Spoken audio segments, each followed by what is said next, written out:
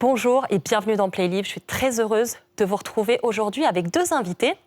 Ma première, elle est journaliste, auteure. Partout où elle apparaît, on lui accole ce mot obscur et savant de transfuge en proie à une mutation étrange. Cette étrangeté imposée, elle en a fait sa singularité, son combat. C'est dans son premier roman, Illégitime, qu'elle nous en parle. Mon second, il est musicien, poète. Il nous embarque dans son univers au perché, des papillons au bruit de la ville, en faisant un petit détour quand même du côté des humains. Sa musique, elle a les couleurs d'un carnaval et ça fait un bien fou. Nesrine Slaoui et Voyou sont dans Playlivre.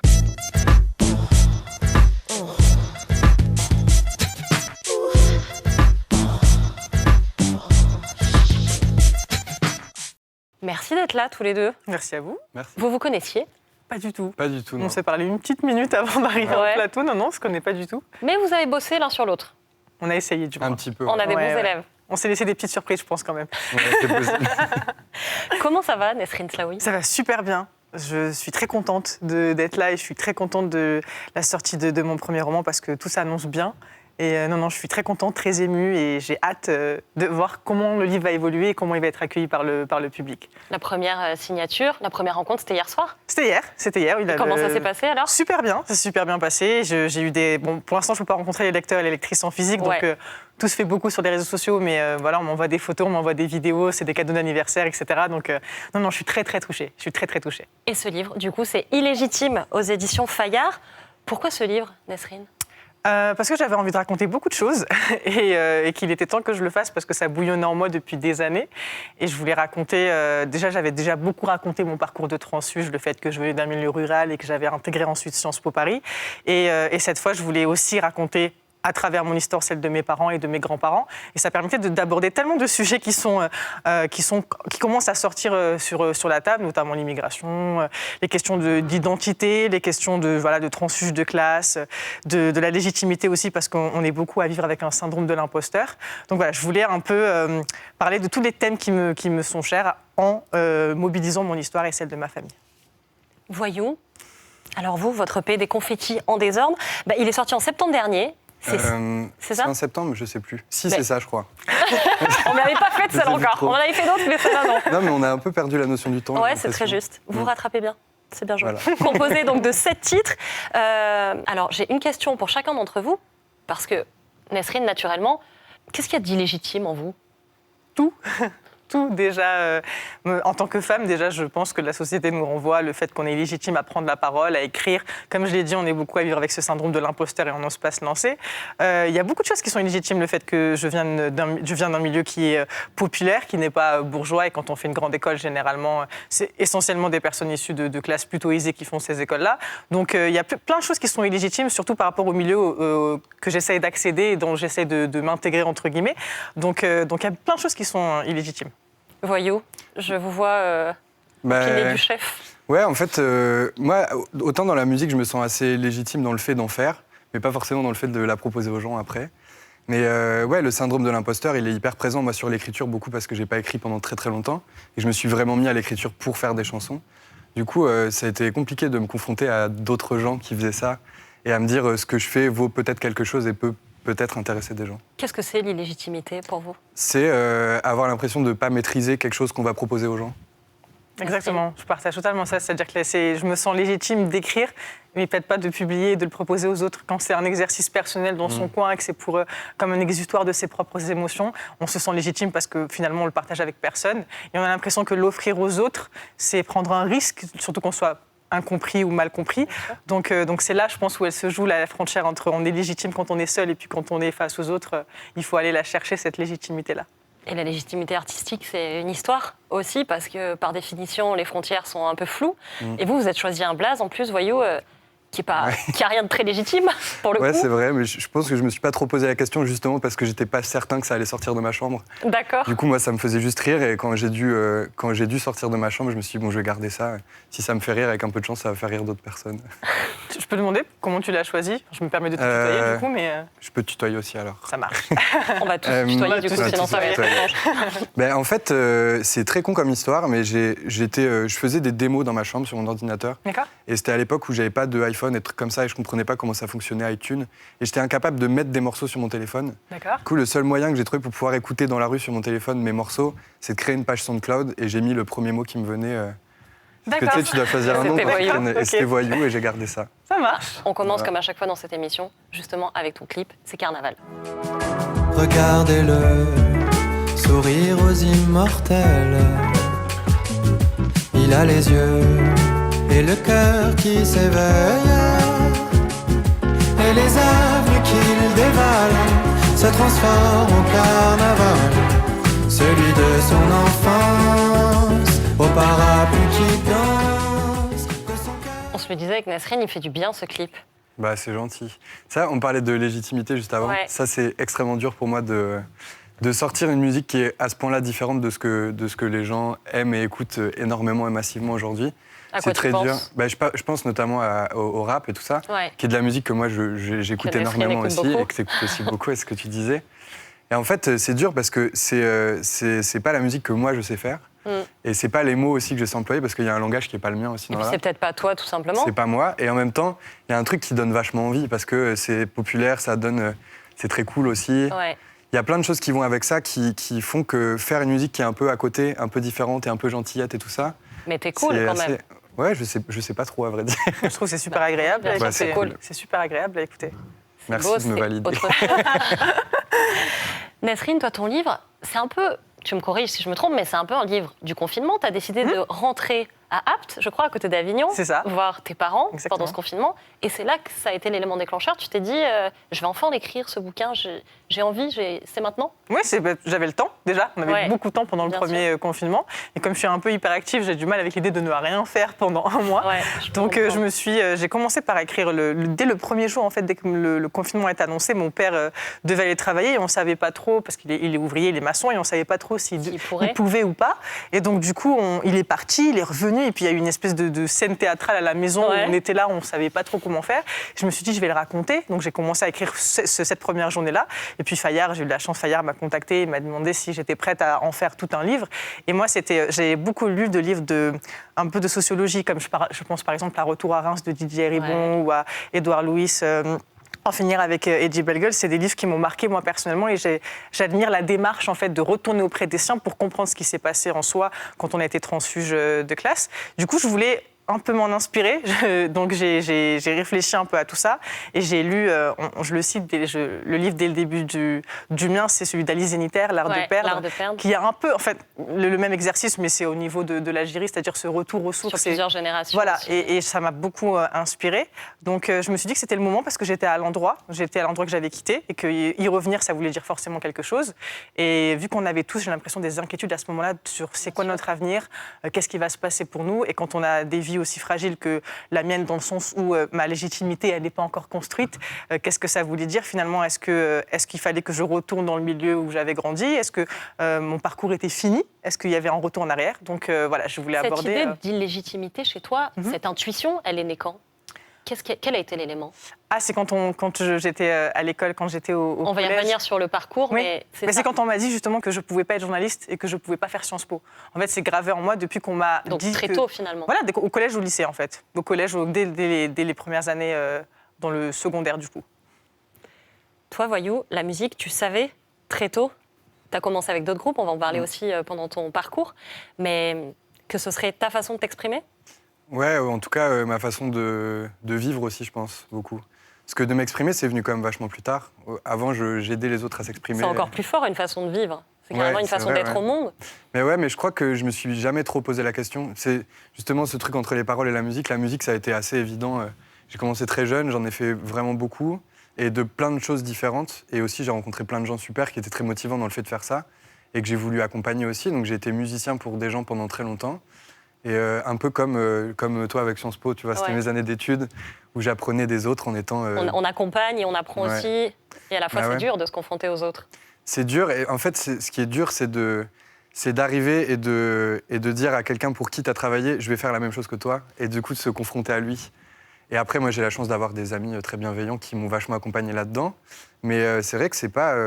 Enfin, sauter le pas, c'est quand même super difficile. Je sais pas comment c'était pour toi de passer de journaliste à grande lectrice à je vais faire un livre et je vais le proposer aux autres. C'est quand même un truc... C'est un peu un ego trip presque. Il y a un truc très étrange. Il faut l'accepter. Et voilà. Et c'est vrai que ça, La part de Nérine, narcissisme, ouais. on l'entend souvent chez les auteurs dire « Ah mais je peux pas, il y a eu tellement de génies avant moi ». Et donc, finalement, se réfrènent et n'y vont pas parce qu'il y a eu avant eux des auteurs classiques qui ont bien mieux écrit. Mais là encore, on pourrait faire un procès en légitimité en disant « Mais pourquoi vous écrivez ?» Mais sur tous les sujets, bien pour sûr, tous les auteurs. Parce que tout a déjà été fait quasiment, tout a déjà été dit. Surtout moi, sur le transfuge de classe, il y a déjà eu tellement d'écrits qui sont même géniaux et qui moi, d'ailleurs, m'ont on en inspiré. reparlera après, mais on te l'a aussi reproché de ne pas être spécialiste du sujet. Oui, voilà, bien sûr. C'est-à-dire de parler juste en tant que témoignage, mais au final, ça peut être aussi utile à d'autres personnes. Donc moi, je l'ai réfléchi plutôt comme ça, c'est-à-dire que me raconter moi, il y a évidemment une part de narcissisme, mais il y a surtout une volonté pour que d'autres personnes puissent se reconnaître peut-être ce qu'ils ont vécu eux-mêmes et y trouvent un peu de réconfort. Merci. Je vous propose de jouer un peu maintenant avec le Nota Bene.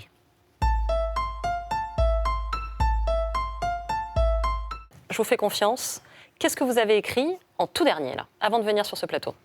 Un texto à ma mère, Ok. j'ai envoyé un cœur. Oh. Pas très original. Hein. Non, mais joli. C'est mignon en même temps. Moi, c'était le nom d'une boîte à rythme pour un clip que je dois tourner demain et je l'ai envoyé à une personne de mon label pour qu'il la choisisse, qu'il sache de quoi je parle, qu'il puisse la prendre demain. Voilà, très intéressant. Dans quelle œuvre est-ce que vous aimeriez vivre? En ce moment, moi, j'aimerais bien vivre dans La Grande Bellezza, dans le film La Grande Bellezza. Parce que bon, vu qu'on est un peu coupé socialement et qu'on n'a plus trop les bars, les restos, Mais ça me fait penser un peu à ton travail, carnaval, fête. Mais j'avais envoyé ça comme référence quand même, parce que j'aime beaucoup ce film et même esthétiquement et tout ça. Puis il y a ce truc des rues de Rome aussi, là, j'aimerais bien être à Rome dans la fête des Romains. On y reviendra. Moi, je crois que je vais pas répondre à un truc très original quand on connaît mes goûts, mais ça serait sûrement un album de rap, du coup. Ouais. Le dernier qui m'a marqué, c'est celui de Dinos, Stamina, qui est magnifique, notamment la chanson 93, Empire, si je ne me trompe pas. Non, Mesure, pardon, j'ai confondu. 93 Mesures de Dinos. C'est pas un peu déprimant? Pas du tout. Je trouve qu'il y a plein de choses, il y a plein de belles paroles, de choses positives, et que j'adore, moi, ce rappeur. Donc, je dirais un album de rap. Votre mot préféré?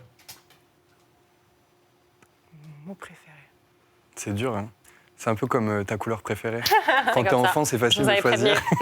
Quand tu lis, c'est plus dur. Comme un enfant, du tac au tac. Cuticule. Ok. Je sais pas si c'est mon préféré, mais je l'aime bien. Ouais. Il est bizarre. Bah, l'image est affreuse, mais le mot sonne bien. Ça dépend, parce que je crois que ça veut dire des trucs différents en fonction de... D'accord. Si c'est Pour un moi, les animal cuticules, c'est Ouais, il y a ce truc que, en plus, on en parle souvent parce que les gens se les arrachent, donc c'est un peu étrange. les petites peaux au-dessus des ongles. Ouais, c'est ça. Et quoi d'autre, alors? Mais je crois que c'est un truc d'exosquelette animal ou un truc un peu étrange. Bon, bah voilà. Pas la corne qui a au-dessus. Enfin, franchement, je sais pas. Donc, si, voilà. Les carapaces des larves et tout ça. Là. Ouais, donc il en Donc que des trucs sympas, quoi. Pas vraiment, mais... Et toi, Nesrine? Je ne vais pas répondre à un truc original, je pense que c'est le mot préféré de beaucoup de monde en ce moment, c'est déconfinement. Ouais, non, ça va. Mais étrangement, nous ne l'avons pas encore proposé. J'ai bien envie d'être déconfiné à un moment donné. Le mot qu'on ne retrouvera jamais dans un de vos textes. Un truc haineux, enfin un truc qui pousse au racisme ou je sais pas, à l'homophobie ou... Ouais, des trucs comme ça. Ça, non, pas trop. Tout ce champ lexical-là. Ouais, tout ce qui exclut des gens et tout ça. C'est plus des phrases que des mots, mais... Je pense à Nesrine, je t'avais entendu dire aussi dans une interview, le mot beurette. Ouais. C'est ça. Dont on t'a souvent affublé et qui t'a toujours offensé, en fait. Exactement, moi c'est pareil, c'est tous les mots qui sont offensants pour d'autres personnes et dont on a déjà démontré le racisme, le sexisme, l'homophobie, le validisme, etc. Donc tous ces mots-là. Le titre de l'œuvre qui résume le mieux votre vie? Tu veux commencer? C'est tellement dur. Celle-là aussi, elle est dure. Le titre d'une œuvre qui résume le mieux? Chanson, enfin tout, hein. Pareil, chanson de rap, peinture, film, clip. Une chanson d'Alabama Shake qui s'appelle Sound and Color. Ok, pourquoi? Voilà. Parce que le son et les couleurs, c'est quand même pas mal. Ouais, c'est vrai que ça vous ressemble. Moi, je ne vais pas être très originale parce que j'en ai parlé juste avant, mais L'Art de perdre d'Alice Winter, parce que le titre, je trouve, il fait un peu écho au mien aussi, illégitime, c'est-à-dire l'art d'avoir perdu en fait et de ne pas être à la place qu'on nous a pas laissé finalement. Donc ce serait L'Art de perdre. Qu'est-ce que vous allez lire ce soir? En ce moment, je suis en train de finir une bande dessinée de Pedrosa, L'Âge d'or 2. Ouais. Voilà, c'est un ami à moi, il me l'a filé. j'avais adoré, j'ai suivi un peu la création de ce livre. C'était la première fois que je suivais l'écriture d'un livre. Bon, là, c'est une bande dessinée, mais ça a l'air d'être un peu pareil. Enfin, c'était assez étonnant à voir. Et là, je suis en train de finir le tome 2, donc j'ai hâte de m'y remettre ce soir. Nasrine? Moi, il faut que je finisse un livre, celui de Fatima Ouassak, La puissance des mers, qui est génial, qui est sorti dans la rentrée littéraire précédente et qui est top parce qu'il questionne la place des mères, la place des mères dans le combat féministe. Donc, il faut que je le finisse. Alors, il y a un mot, Nasrine, qu'on n'emploie pas beaucoup, mais que vous nous faites redécouvrir, c'est épigénétique, que vous utilisez. Cette épigénétique, nous portons ces souffrances, consciemment ou non. Qu'est-ce que ça veut dire, alors, épigénétique? Ça veut dire qu'on a hérité de ce que nos parents, nos grands-parents ont vécu. Même dans notre ADN et dans nos gènes, il y a plusieurs recherches scientifiques qui commencent à le montrer de plus en plus. Et moi, ça m'intéresse justement de ce au-delà de la psychologie qu'on a hérité forcément de nos aînés, ce qu'ils nous ont légué dans l'ADN et les souffrances qui ont marqué leur ADN et qu'on retrouve aussi dans les nôtres. Moi, j'ai conscience de ça, que mon grand-père et mes parents m'ont transmis leurs souffrances sans qu'ils me les disent. Des choses invisibles, indicibles, voilà, exactement. mais qui malgré sans tout les avoir traversent prononcées. les générations. Exactement.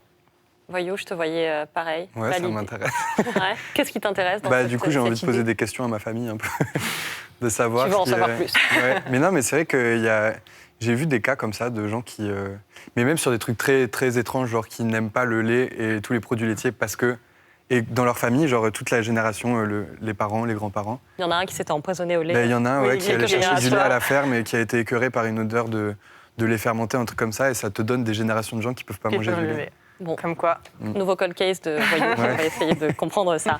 Et s'il y a une chose qu'on aime particulièrement dans cette émission, c'est raconter des histoires, et encore mieux si c'est la vôtre. Donc je vais vous proposer de repasser les grands chapitres de vos vies, à tous les deux. Voyou, vous êtes né Thibaut Van Holland, je l'ai mal prononcé peut-être? Non, c'est ça. Je crois que c'est ça. Ok. En tout cas. Il y a un débat dans ma famille, donc... Ok. Vous reviendrez pour nous dire si c'est ça. Ce sera tranché. C'est ça, on aura beaucoup d'infos entre les cuticules, les héritages et Je ça. vais faire un petit dossier là. J'ai l'impression qu'il y a un peu de ça. Spécial clic. Alors, vous êtes originaire de Nantes. Pas du tout. Je commence tout de suite par contredire. Oh là là, très mal très poli. bien. De Lille. De Lille. Ouais. Je sais pas pourquoi on a Nantes. J'en J'ai suis vécu désolée. à Nantes après pendant 15 ans. D'accord. C'est pour ça, je pense. Ok. Mais de Lille. Et j'y tiens parce que je suis très fier de... D'être Du là. LOSC. Ouais. Nesrine, vous grandissez dans le sud de la France, Oui, apte. à Apt, c'est juste à côté d'Avignon. Exactement. Dans votre livre, il y a quelque chose qui est assez récurrent, c'est l'ennui en fait. Ouais. Vous dites, je me suis beaucoup ennuyée, et sans doute c'est ce qui vous a... Quelle place il occupe l'ennui, peut-être encore aujourd'hui dans vos vies? Avant, j'en avais peur. Surtout à Ouais. cette époque-là, c'était un Oui, motif. quand on est pour- ado. voilà. Et... Exactement. Quand on est ado et qu'il n'y a rien à faire, en général, c'est plutôt déprimant. Donc, j'essayais par tous les moyens de fuir l'ennui, donc de fuir une petite ville. Maintenant, l'ennui, ça me permet d'écrire. C'est ça. C'est mon exutoire et c'est la meilleure façon pour moi de réfléchir à tout ce que j'ai envie de faire et de tout ce que j'ai envie de raconter, notamment. Mais Voyou. c'est fou. En fait, on croise tellement de... Moi, je croise beaucoup de gens qui sont musiciens notamment, parce que je croise plus de musiciens que d'écrivains, mais qui se sont mis à faire ce qu'ils pratiquent aujourd'hui parce qu'ils s'ennuyaient beaucoup. Et ça leur a Oui. permis en fait d'avoir énormément de temps pour... Les créatifs en général, peut-être. Qui sont... Enfin, moi, je me suis vachement ennuyé aussi quand j'étais jeune. Ouais. Après, je trouvais toujours le moyen de ne pas m'ennuyer, mais ça passait justement par des trucs créatifs, quoi. Et il y a un endroit, je pense, où ça nous sauve, et peut-être aussi qui nous rend un peu addicts à ça. Et on a l'impression que le fait de pouvoir toujours se projeter sur quelque chose de créatif va nous permettre de jamais s'ennuyer, de toujours C'est avancer, de devenir un peu meilleur aussi. Et... C'est juste. On va remonter rapidement dans le temps. 2020, l'ennui du confinement, tous les deux, vous avez su le mettre à profit. Nesrine, toi, Voyou. Moi, j'ai enregistré un disque instrumental pendant ce premier confinement, qui va sortir là en plus en février, génial. donc c'est cool. C'était assez étrange parce que, du coup, il y avait beaucoup d'ennuis. Hein. Et puis aussi ce truc de... mon écriture est très basée sur le fait de passer beaucoup de temps avec les autres et de les écouter parler et de les regarder vivre. Et là, du coup, je me retrouvais un peu seul avec moi-même, avoir plus grand-chose à regarder et plus grand monde avec qui parler. Et en plus de ça, avoir des gens en face de moi qui vivaient exactement la même chose que moi. Donc c'était un peu déstabilisant. Et ouais, tu tournes en rond et tu te retrouves à plus avoir grand-chose à raconter. Enfin, ou bien alors tu parles de ça, mais c'est tellement frais que tu peux pas en parler tout de suite. Du coup, j'ai fait de la musique instrumentale pour quand même sortir toutes ces émotions et toutes ces choses qui restaient un peu enfermées à l'intérieur.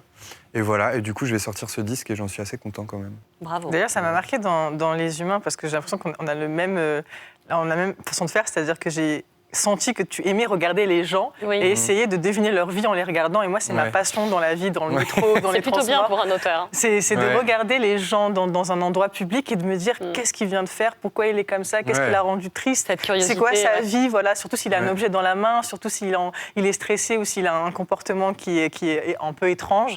Donc du coup, je me suis reconnue dans les humains pour ça, par c'est ton cool. côté observateur en fait des gens autour de toi. Et il y a autre chose, Nerine, c'est qu'en plus, vous étiez fille unique. Oui. Et vous dites que. Tu dis, pardon, que finalement, ça a été ta chance parce que tu n'as pas eu à partager ta chambre, on t'écoutait, tu étais la seule fille de la famille, donc de toute façon, on avait que toi à écouter. C'est ça. On était un peu forcés, sinon il n'y avait que du vent. Il y avait du silence.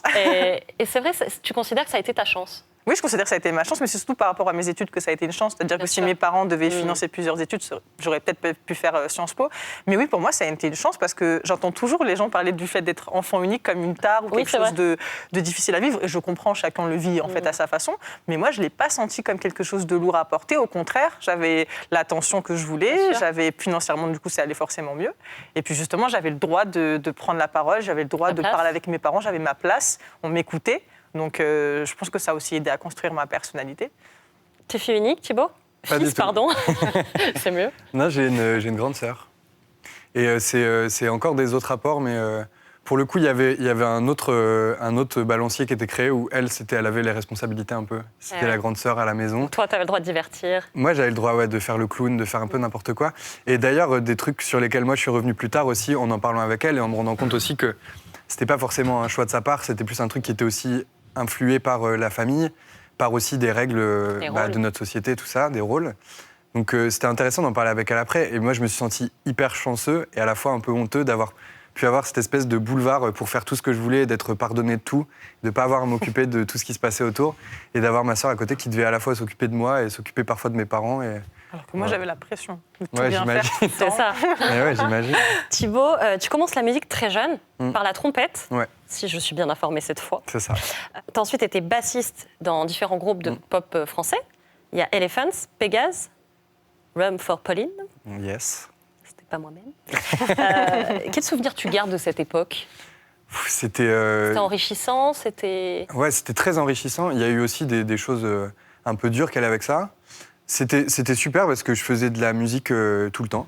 Ouais. J'étais en tournée tout le temps. Vu que j'avais 3 groupes en même temps, j'arrivais à plutôt pas mal m'en sortir. Et c'était pas frustrant, justement, de pas pouvoir être totalement... D'avoir mon Oui. propre projet. En fait, à cette époque-là, je me sentais pas forcément prêt de le faire. pas légitime, peut-être? Ouais, pas légitime du tout. Et surtout, j'avais l'impression que je pouvais pas monter sur scène en défendant ma propre musique avant d'avoir appris aussi un peu des autres. Parce que j'ai joué avec des gens qui étaient plus âgés que moi aussi et qui m'ont vachement appris sur, je sais pas, sur autant dans leurs réussites d'ailleurs que dans leurs erreurs, mais sur le fait de monter sur scène, le fait de faire face à des questions de journalistes, par exemple, qui est pas un truc évident et naturel pour tout le monde non plus. Et vu que j'ai tendance à être un peu timide aussi, et ben ça m'a pas trop aidé non plus. Donc ça, pour le coup, ça m'a vachement aidé. Je me suis retrouvé à avoir des gens qui me montraient ce que c'était que le métier qu'ils faisaient, de pouvoir apprendre ça, de pouvoir aussi rencontrer plein d'autres artistes et des gens aussi du milieu musical. Et du coup, à un moment, de me lancer. Après, ça a aussi créé des problèmes. On vit avec des gens comme si c'était nos familles pendant des années. sûr. Et d'un coup, tu mets une grosse rupture à ça et tu peux perdre des amitiés, tu peux perdre beaucoup de choses. Et à la fois, c'est quand même vachement enrichissant, quoi. Nesrine, toi, tu parles d'une illégitimité qui est imposée par la société. Parfois, elle vient de soi aussi, cette illégitimité. On ne se sent pas forcément légitime, sans qu'on nous le fasse forcément de l'extérieur. ressentir, peut-être, de soi-même. Est-ce qu'on n'est pas son propre juge là-dessus aussi, Oui, parfois? il y a aussi parfois une forme d'autocensure, surtout quand c'est des choses qu'on ne connaît pas, quand c'est des choses qui sont loin de nous. Peut-être qu'il y a effectivement ce phénomène de frein, mais moi je m'intéresse vraiment pour le coup à la légitimité et l'illégitimité définies socialement. C'est ce qui m'intéresse le plus, c'est-à-dire que les normes sociales, et justement en tant que femme j'en ai déjà parlé, en tant qu'enfant issu d'immigration, d'un milieu populaire, ce qui m'intéresse c'est ce qui est construit de manière systémique comme illégitimité, et bien évidemment qu'il y a quand même... à titre personnel, parfois de l'autocensure et parfois soi-même on doute de soi plus que de raison en fait. Thibaut, donc on l'a dit, de la trompette, de la basse. Pourquoi c'est important de savoir tout faire presque? Pour beaucoup, pouvoir faire tout ce qu'il y a dans ta tête tout seul et pas dépendre des autres. C'est à la fois un peu, c'est à la fois un peu terrible, parce que c'est un truc d'enfermement sur soi, Ouais. mais aujourd'hui... D'indépendance aussi. D'indépendance, ouais. Et en fait, ouais, c'est quand tu regardes du bon côté, ben, c'est l'indépendance. Mais c'est vrai que j'ai appris tous les instruments dont j'avais besoin pour pouvoir enregistrer mes trucs tout seul. Et j'en suis hyper content aujourd'hui. Et je pense que ça a fait partie de ces 10 années d'apprentissage où j'étais en tournée. Et en plus de ça, j'avais des gens autour de moi qui me laissaient faire un peu tout ce que je voulais. Donc c'était cool. Et beaucoup de gens t'ont découvert avec la chanson 2018 Seul sur son tandem, Ouais. qu'on voit là en images, en solo cette fois. Qu'est-ce que tu as ressenti quand tu t'es lancé tout seul pour la première fois plutôt liberté, solitude, indépendance. T'as eu le vertige? Un peu quand même. Ouais.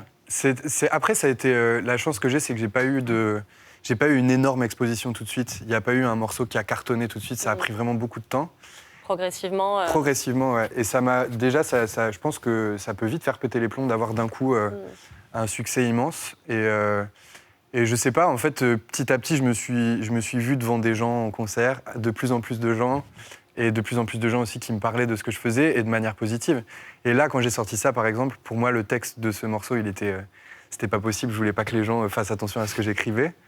Et il y a plein de gens qui sont venus vers moi en me disant « Putain, mais en fait, t'écris super bien et tout ». Et ça m'a fait vachement prendre confiance en moi, je pense.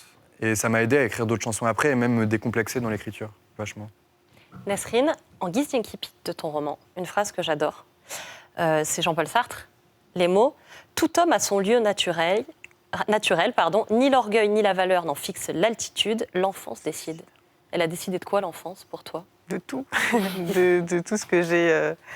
Elle a encore beaucoup en moi, en fait, finalement. Je garde... C'est pour ça que j'ai autant d'attachement quand je retourne, notamment dans la ville où j'ai grandi, dans mon quartier populaire. Il y a quelque chose de très nostalgique, j'ai quelque chose de très... J'ai l'impression d'avoir vécu mes émotions fois 1000 dans ces endroits-là parce que j'ai grandi. Et à ce moment-là aussi? Oui, à ces moments-là aussi, parce que j'ai grandi, du coup, et qu'il y a peut-être un peu moins de cette innocence-là et ce plaisir-là. De la nostalgie? Exactement, totalement. Moi, je suis une grande amoureuse de la région dans laquelle j'ai grandi, le Vaucluse. Voilà. Je pense que tout le monde entier est amoureux du Vaucluse. Donc, moi, j'ai un vrai attachement émotionnel à cette région. Et c'est pour ça que je trouve que les paroles de Jean-Paul Sartre, elle marque vraiment mon attachement à ça. Et pour dire aussi que finalement, maintenant, je suis parisienne. Et pour autant, ça ne partira jamais en moi le fait d'être sudiste, en fait. Et je pense qu'on est beaucoup... Il y a très peu de gens qui sont parisiens maintenant. On est tous un peu d'issus quelque part. Et on amène avec nous, tu vois, tu disais que tu étais très fière d'être lillois. Moi, je suis très fière d'être aptésienne aussi. Donc, et pourtant, on vit tous les deux à Paris. On a quand même un attachement à une autre région de France. C'est vrai, pour rebondir sur ce que dit Nesrine, tu disais, j'en suis très fière, Lille. Toi aussi, l'enfance, elle a décidé. C'est ce que tu disais, ton rôle de second, de cadet. Puis même l'endroit dans lequel j'ai grandi, qui était aussi une banlieue populaire du nord de la France, où en fait, moi, je me sens même chanceux d'avoir grandi là-dedans. Et je m'en suis rendu compte surtout après en allant à Nantes et en me retrouvant dans le centre-ville de Nantes. Mais parce qu'en fait, c'est hyper mélangé et c'est des classes sociales ultra différentes, avec autant des gens qui gagnent plutôt bien leur vie que des gens qui sont dans une misère sociale genre vraiment pas cool, quoi. Et puis aussi hyper mixte. Et en fait, d'avoir été dès l'enfance au milieu de tout ça, et ben, ça crée un truc où en fait, t'as plus jamais de questions à te poser sur, je sais pas, sur les autres. Et t'as pas de peur de l'autre, tu vois des choses différentes tout de suite. Et quand t'es enfant, tu t'avales tout ça sans t'en rendre compte. Et ça forge beaucoup de choses, je pense, de ta personnalité après. Et justement, Nesrine, tu dis, il y a un passage dans ton livre qui m'a beaucoup frappée où tu dis « Nos visages d'Arabes n'étaient nulle part plus tard, après, quand tu arrives dans les grandes écoles, et notamment à Sciences Po, ni dans les journaux, ni dans les films, ni même dans les livres, sauf pour nous dénigrer. Au moment où tu découvres la culture, tu te dis, on est où ?» Exactement. Mais même au-delà même de la culture, c'est-à-dire que moi, à ce moment-là, je voulais être journaliste. Je me dis, mais ils sont où les Arabes à la télé? Et à l'époque, il n'y avait que Mouloud Achour qui était mis en avant. Mais non, voilà, c'était ça le problème, c'est que je ne nous voyais nulle part. Et du coup, c'est difficile de s'identifier, d'imaginer les possibilités en fait qui s'offraient à nous. Donc à chaque fois, on s'accrochait. Voilà, moi, Mouloud Achour à la télé, Faiz Aguem dans la littérature. Ouais. Donc on s'accrochait un peu comme ça à des rôles modèles. Et on avait l'impression qu'il y avait surtout un besoin d'être plus nombreux parce que justement, nous, on les connaît, ces zones-là. On connaît la France périphérique, la France des quartiers populaires, la France des ouvriers, on la connaît et finalement on nous donnait très peu la parole et j'ai toujours cru que nos récits ils étaient importants et qu'il fallait les raconter avec notre propre regard parce qu'on les connaissait justement. C'est vraiment une question de connaître ces lieux-là et d'appréhender les habitants, les pratiques, les coutumes mais sans mépris. Donc non, ça c'est vraiment ancré en moi cette volonté-là de raconter nos histoires autrement. Vous rentrez... Là, vous avez accéléré votre débit. Je dis ça parce que c'est un truc que j'ai entendu, que vous faites, et que je trouve ultra pertinent et qui, du coup, m'a interrogée sur ma propre diction.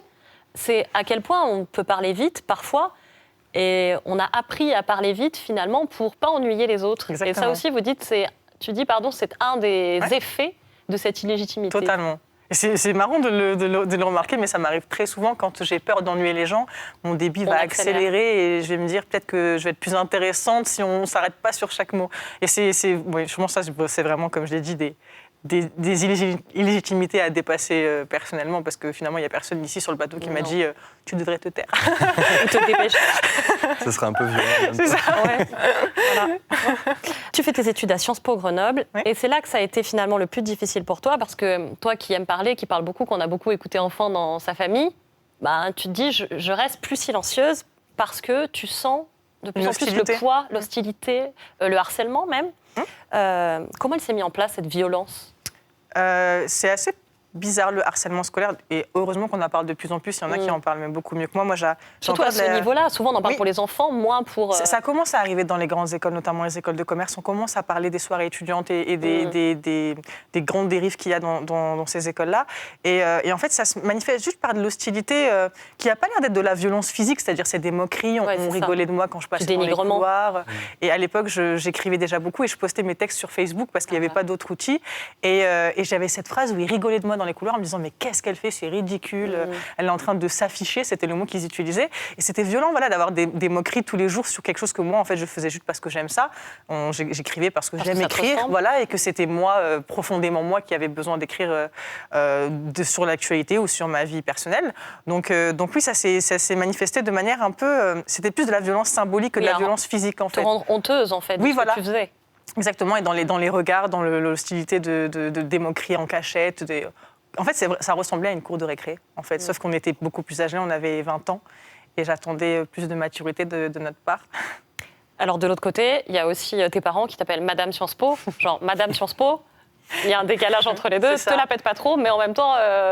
De l'autre côté, non. En fait, je ne pouvais pas me la péter. Je n'étais pas en position de pouvoir le faire. Ni d'un côté, ni de l'autre. Voilà, je ne pouvais pas me la péter. Mais même, je n'avais pas en moi ce désir-là parce que j'étais en situation complexe de devoir gérer justement le passage d'un milieu populaire à un milieu très bourgeois. Donc, je n'avais pas le temps de me la péter, je ne pouvais pas. Mais tu as senti aussi de l'autre côté, dans ton milieu populaire, justement, pas des railleries, mais des gens qui te considéraient différemment parce que tu étais à Sciences Po et que... Au début, il y avait beaucoup de fierté, il y avait beaucoup de volonté de m'ériger en modèle, notamment de la ville dans laquelle j'ai grandi, j'ai beaucoup eu ça. Et puis ensuite, il y a eu, forcément, il y a eu un peu des railleries de toute façon, maintenant, elle rentre dans le système par quelques-uns, c'est pas la majorité, mais il y a cette question-là elle rentre dans le système, donc elle va peut-être un peu nous trahir. Faut rester vigilant. Hein. Tout le temps. Et à tout le monde. C'est complexe comme situation. Oui, c'est complexe. Pour clore cette partie sur vos parcours respectifs, je vous ai demandé d'ajouter un petit chapitre à cette biographie, à travers 2 livres, les livres qui vous ont marqué. Nesrine, tu as choisi La prochaine fois le feu de James Baldwin. Pourquoi ? Parce que je l'ai relu pendant les manifestations qu'il y a eu après la mort de George Floyd aux États-Unis, et que je suis fascinée par sa plume. C'est incroyable d'écrire un livre aussi court et qui dit tant de choses et avec une maturité incroyable. Enfin, je ne sais pas si tu as déjà lu. Tu peux nous le pitcher. Mais je vais pas arriver à le faire. Mais grosso modo, il s'interroge sur la question de fait d'être un homme noir aux États-Unis, et il écrit à il me semble, c'est son neveu. Il me semble, un jeune homme de sa famille, en tout cas, il lui écrit une lettre comme ça et où il lui explique qu'on lui empêche d'accéder à certains milieux, qu'on lui empêche la perfection et qu'on attendait lui-même qu'il soit effacé.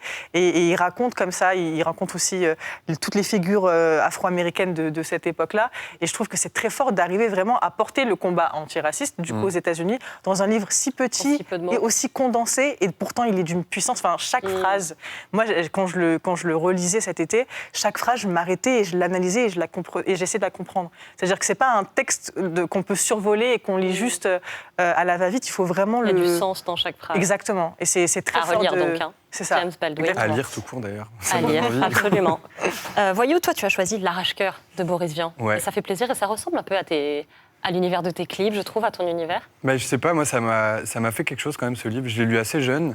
Et à un moment en plus où je lisais vraiment pas beaucoup de livres. Et je sais pas, j'ai été assez frappé par... déjà, j'avais l'impression qu'on me racontait un truc que j'avais l'impression de pouvoir voir, c'est-à-dire un truc très populaire. Et ce mec qui arrive dans ce village très étrange où il se passe des choses très étranges et où les gens sont très bizarres et très violents les uns avec les autres, et c'est très rural. Et en fait, ce qui m'avait marqué, moi, dans ce livre, c'était à la fois de raconter quelque chose qui était extrêmement cru, mais d'être capable de s'arrêter sur des micro-détails ultra poétiques et de réussir à mettre en valeur le minuscule magnifique qui est entouré par cette espèce de je sais pas, de violence sociale. Et, je sais pas, ça m'a vachement... J'ai beaucoup de mal à parler des livres et des trucs qui m'ont... Non, c'est très bien dit. très bien dit. Je sais pas ce que dirait C'est très bien Nesrine, mais dit. moi, je trouve ça très juste. Ce minuscule magnifique, c'est une belle formule. Je vous ai demandé aussi de venir avec des clips. Ouais. Nesrine, ta passion, c'est le rap, on l'a dit. Et il y a un clip qui t'a particulièrement marqué. Bon, il fait 8 minutes, donc on va pas le voir en entier, mais je vous encourage à aller le voir en entier. C'est le clip Banlieusard de Kerry James. On regarde un extrait et on s'en parle. Regarde-moi, je suis noir et fier de l'être. Je manie la langue de Molière, j'en maîtrise les lettres. Français parce que la France a colonisé mes ancêtres. Mais mon esprit est libre et mon Afrique n'a aucune dette. Je suis parti de loin, les pieds entravés. Le système ne m'a rien donné, j'ai dû le braver. Depuis la ligne de départ, ils ont piégé ma course. Pendant que les keufs me coursaient, eux investissaient en bourse. J'étais censé échouer, je finirai. Alors ce clip, il a marqué toute une génération. Pourquoi toi, il te touche à ce point ? Parce que c'est la musique qui m'a le plus motivée dans ma vie. C'est la musique de mes partiels, de mes concours. C'est la musique de toutes les célébrations que j'ai dans la vie. Quand j'ai sorti le Livière, c'est la première musique que j'ai écoutée. Ça restera en moi pour toujours, en fait. C'est une hymne pour tous les banlieusards qui avaient besoin justement de ce message positif, de ce message encourageant. Moi, il m'a beaucoup apporté ce texte. Je pense qu'il a apporté, comme tu le disais, à toute une génération en réalité. Tu te souviens de la première fois que tu l'as entendu ? C'était à la télé, c'était le clip. Moi, en plus, c'est la force, c'est que moi, je l'ai entendu les paroles et vu le clip. Et le clip, justement, il montre plusieurs banlieusards qui ont accédé à différentes sphères. On voit Omar Sy, à Faiz Again, etc. Et moi, ça a eu un impact, justement, voilà, exactement. De me dire, ils sont là, ils existent, ils font des choses. Et moi aussi, j'ai envie de faire des choses aussi belles et aussi importantes que du coup. C'est bien parti. J'espère. Il y a un moment que j'adore dans cette émission, c'est la lecture. Et c'est tout de suite. C'est pour toi, Voyou. Évidemment, extrait du texte Illégitime de Nesrine Slaoui. On t'écoute. J'ai l'impression d'être en classe. Oui, J'ai c'est un peu petite ça. pression sur le Attention. ventre. Ça va être hyper émouvant pour moi là, de voir mon Vais-je texte. lire vite, rapidement ou... Ok, Tranquillement, je vais à essayer de ton prendre rythme. mon temps. Cela s'est joué à rien. À une porte malencontreusement laissée ouverte. Une brèche minuscule dans l'ordre social. Vous imaginez des nombres et des commentaires sur une feuille de papier qui déterminent un destin. Pour nous, obtenir ou rater son bac, c'était partir ou rester. Et même si l'on réussissait à partir, l'échec, ailleurs, nous ramènerait ici. Il fallait lancer le boomerang assez fort pour qu'il ne revienne pas. Mon boomerang était bourré de livres. C'est beau, hein ? La réaction est sans appel. Merci. Merci. Merci c'est beaucoup, Voyou, pour cette lecture. C'est la première fois que j'entends quelqu'un lire mon texte. Ouais. Bah, du coup, voilà. c'est hyper touchant. Eh bien, je te l'offre. Merci beaucoup. Bravo. Ouais, ça te fait quoi, justement de... Tu te rends compte qu'ils sont... C'est génial en Ils fait. sortent de toi, ouais. Non, même pas, c'est juste que d'autres personnes prennent mes mots, justement, Ouais, ça ne c'est ça. m'appartient plus. Et c'est ce que j'attends le plus avec ce livre, c'est qu'il appartienne à d'autres personnes en fait. Et que ce soit plus que mes propres paroles. Donc c'est. Non, c'est beau ce que je viens de vivre. Et ça t'a plu, Voyou ? À fond, Il ouais. résonne, ces mots ? Ah ouais, beaucoup. J'étais très concentré à essayer de lui lire le mieux possible. Mais c'est très réussi. Et du coup, j'ai envie de me le relire pour moi. Ouais. Mais peut-être je ferai ça après. On va te laisser la fiche. Mais ouais, Et c'est, puis le livre, surtout, qu'on va t'offrir, évidemment. Ah ouais, ça c'est gentil. Voyou, justement, tu as choisi un clip, toi aussi, le clip Dora de Tirawak. Ouais. Il est magnifique, il est Ouais, génial, il est mais trop on le bien. regarde et on s'en parle. Like a sports my bay, I need support.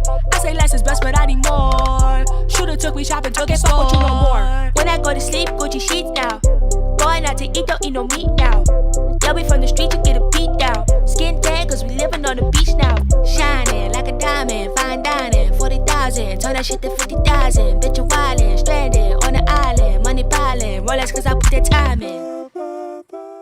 Pourquoi ce clip, même si j'ai ma petite idée? Bah, franchement, déjà parce que je trouve ça hyper beau visuellement. Ouais, c'est très beau. J'adore la chanson aussi. J'aime beaucoup cet artiste. Et je sais pas, je trouve ça très coloré. Il y a plein de créativité. Et j'aime beaucoup le morceau aussi parce que c'est très, très épuré. Il n'y a pas grand-chose. Et en même temps, ça amène plein de couleurs sans avoir besoin d'en mettre des couches, quoi. Donc c'est hyper beau. Et je trouve, le clip, ça m'a un peu scotché, quoi. Et ce truc de... Elle se met dans des positions où elle est pas... elle est en pâte à modeler un peu. C'est pas le truc... Dans toute l'imagerie du style de musique dans lequel elle est, c'est un truc où on est toujours hyper mis en valeur. où il faut être le plus beau et le plus clean possible. Et elle s'en fout. Elle a un clip avant qu'elle a sorti où elle a carrément un dentier dans la gueule. Et voilà, je sais pas, je trouve ça très créatif et ça me plaît donne envie beaucoup. en tout cas. Ouais, On va c'est regarder. super coloré. J'aimerais maintenant qu'on parle un petit peu de création, si vous voulez bien tous les deux. Idem, du tac au tac, la toute dernière chose qui vous a inspiré. Ah là là, du tac au tac en plus. Hein. Je crois qu'on a passé le moment tac au tac. Moi, je peux répondre. sûr. Mais je vais citer que du rap. Moi, je suis assez monomaniaque sur le rap. C'est l'album de Laylo qui est incroyable parce qu'il s'appelle Trinity. Et en fait, c'est un des seuls albums de rap où il y a une histoire du début à la fin. Donc, il faut écouter du premier titre jusqu'à la fin. Et c'est une histoire d'amour avec une intelligence artificielle. Donc, c'est tellement en lien avec l'époque, etc. Et ça m'inspire beaucoup, sa manière de décrire. Je parle vraiment en termes d'écriture, de texte, en fait. Ouais.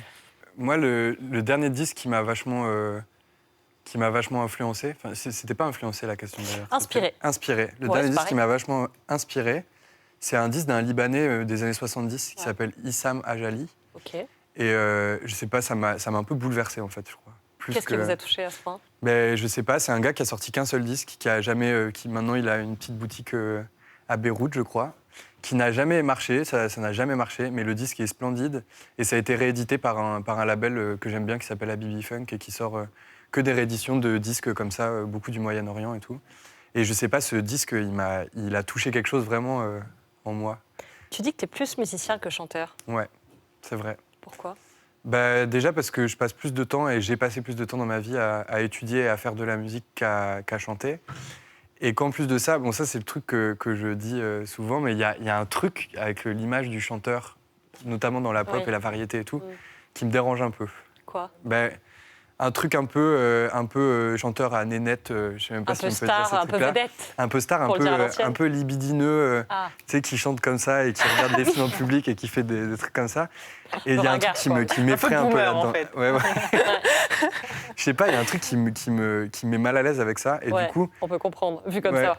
Bah ouais, je sais pas. Après, c'est mon image de ça. Hein. Je suis pas du tout en train d'insulter tous les chanteurs de vieux libidineux, mais il y a un truc, je sais pas, c'est des images. C'est peut-être absurde, mais c'est des images que j'ai dans la tête de vidéos que j'ai dû voir à la télé Ouais, quand j'étais petit ou ça machin, va qui pas. m'ont laissé cette impression-là où je me suis toujours dit, j'ai pas envie d'être le gars devant qui racole les filles à coups de doigts par-ci et de doigts par-là. Qui leur envoie quoi. les serviettes dans le Ouais, public. Nesrine, plutôt journaliste ou auteur, écrivaine? J'ai oublié de choisir. J'adore les deux métiers. Ouais. Enfin, surtout qu'écrivaine, c'est pas vraiment un métier. C'est plus une passion pour moi, en tout cas. Écrivaine. Si à terme, il n'y a qu'une seule chose que j'ai envie de faire, c'est d'écrire. Vous croyez au talent tous les deux? Moi, j'y crois beaucoup. Je- Mais je pense que ça se travaille aussi. Ouais, c'est ça. C'est-à-dire Il y a que quand même. je ne crois pas beaucoup en l'inné, mais je crois au talent par le travail et la passion. C'est-à-dire que, par exemple, on n'est pas forcément avec un don pour le piano, mais le fait de travailler, d'être passionné, forcément, ça amène au talent. Mais je ne crois pas quelque chose d'inné comme ça. Ouais, moi j'ai l'impression que le talent c'est plus un environnement social ou un environnement de ce vers quoi on nous a intéressés, ce qui nous intéresse aussi à la base. Et après j'ai l'impression que c'est quand même beaucoup de travail. Le mythe du génie qui n'a rien besoin de faire pour réussir à sortir quelque chose, pour moi ça n'existe pas par On a exemple. Mozart quand même. Ouais, Mozart il a travaillé quand même je crois. Celui-là, il fait mal. Hein. Puis aussi, il y a aussi une question de moyens. Par exemple, Ouais. moi, je ne pouvais Oui. pas être talentueuse en piano si je n'avais pas de piano. Par Ouais, exemple, voilà, il y a une question ouais. aussi d'accès Technique. c'est clair. au matériel. Comment vous vous d'ailleurs- sentez quand vous créez? Tous les deux. Est-ce qu'il y a une sensation, un état? Moi je me rends pas trop compte je crois. Enfin quand je suis en train de créer quelque chose je suis un peu en dehors de moi-même ou très profond à l'intérieur et D'accord. j'ai Abstrait. du mal à prendre du recul sur ce que je suis et c'est même je construis vraiment une bulle autour de moi et il y a rien qui en sort et il y a rien qui rentre dedans non plus et c'est assez agréable en fait. Hein. Ouais, moi, c'est ça, c'est l'impression d'être hors du temps. Il n'y a pas quelque chose en moi qui se crée de particulier. Enfin, moi, j'ai un peu une particularité, c'est que j'écris que sous l'émotion. Je me mets pas, Faiz Again aussi, elle fait la même chose, c'est-à-dire que je me mets pas devant une fun en me disant il faut absolument que là, tout de suite, j'écrive. Oui, il faut que ça vibre. C'est soit, en fait, il m'arrive quelque chose qui me met en colère, qui m'énerve, qui m'attriste et je vais écrire. Donc, j'ai déjà une émotion en moi qui est vive, mais c'est surtout que le temps, il s'arrête. À partir du moment où j'écris, je peux écrire par exemple de minuit à 4 h du matin et ne pas m'en rendre compte que je viens de passer 4 heures à griffonner des textes, juste parce que je me sens bien et que j'ai plus la notion du Investi. temps dans l'exercice en fait. Comment vous savez que c'est fini? C'est jamais fini. C'est jamais fini. quand quelqu'un te dit, bon, maintenant, c'est bon. Ou bien Ah là, oui, maintenant, il faut sortir ouais. ce que tu viens de faire. Mais c'est un constant compromis, en fait. J'ai l'impression que, de toute façon, ce qu'on pose... je sais pas comment c'est dans l'écriture, vraiment. Mais dans la musique, en tout cas, moi, j'ai l'impression que tout ce que je pose, c'est qu'une réalisation imparfaite de ce que j'avais dans la tête. quoi. Exactement. Et du coup, ça s'arrête jamais. On a toujours envie d'essayer de coller le plus possible à ce qu'on a dans la tête. Et de faire mieux tout le temps. Il de a quand même corriger. étonnamment les bonnes formules. Ouais. C'est vrai. C'est pour ça que j'acquiesce. Oui, totalement. Non, mais c'est vrai, c'est ça. Et moi aussi, j'avais toujours envie de retravailler le texte et d'aller plus loin. Et puis à un moment, il faut le laisser. Il faut le laisser vivre tel qu'il est. Et même, je pense que ces imperfections, ça veut dire aussi quelque chose de nous qu'il faut accepter. Qu'à un moment donné, on peut laisser un texte ou une musique avec ses imperfections. Et ça ne veut pas dire pour autant que c'est pas beau et que c'est pas abouti pour autant. Alors on va voir si vous arrivez à combler déjà pas les imperfections, mais les trous du texte qui suit. C'est tout de suite, c'est le cadre exquis. Voici un texte à trous comme à l'école. Non, D'accord. c'est le texte de Voyou. D'accord. Sa chanson Les Humains. D'accord. Je Charge connais pas à les toi textes. de donner du sens à ces blancs. Ok. Et je suis Laisse pas, libre je suis, cours à je ton suis pas obligée imagination. de citer son texte à lui. Ben non, justement. D'accord, L'idée, c'est de se l'approprier. Ok. On s'est fait cette petite... J'espère que Voyou nous en voudra pas, mais Pas on du tout, corrigera au évidemment contraire, après. j'ai un peu... J'espère que ça va avoir un sens parce que je vais vraiment dire la On y va, première chose on qui me vient en essaie. tête. T'as fait le tour du monde et tout le tour de ma tête. T'as mis les pieds dans le plat où t'étais illégitime.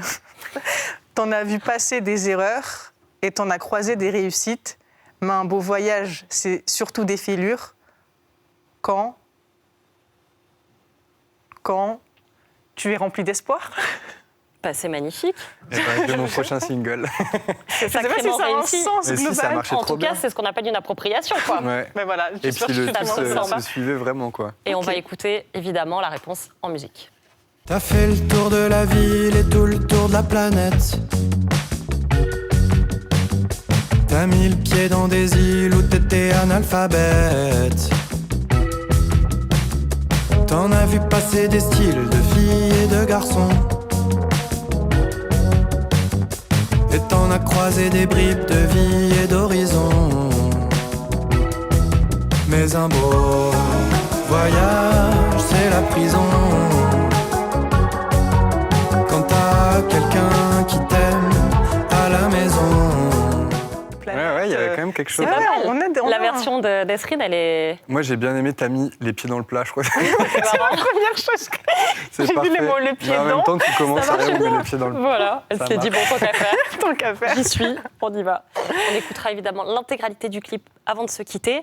Merci beaucoup à tous Merci les deux. à En tout vous. cas, j'étais ravie de vous avoir sur cette émission, ravie de vous rencontrer. Merci, j'ai passé un J'ai super moment. l'impression que ouais, Moi aussi. vous êtes plutôt bien entendus, donc Ouais, ça, ouais. c'est ce qui fait plaisir. On adore faire de belles rencontres comme ça. Merci à tous les deux. Voyou, ton EP des confettis en désordre, il est disponible. Nesrine, ton premier livre, Illégitime, est disponible aux éditions Fayard depuis hier soir officiellement, c'est ça? Depuis hier, ouais. Depuis hier. On se quitte évidemment en musique avec ton clip, Les Humains. Merci beaucoup et continuez de cliquer sur Play Livre sur les réseaux. Quand t'as quelqu'un qui t'aime à la maison.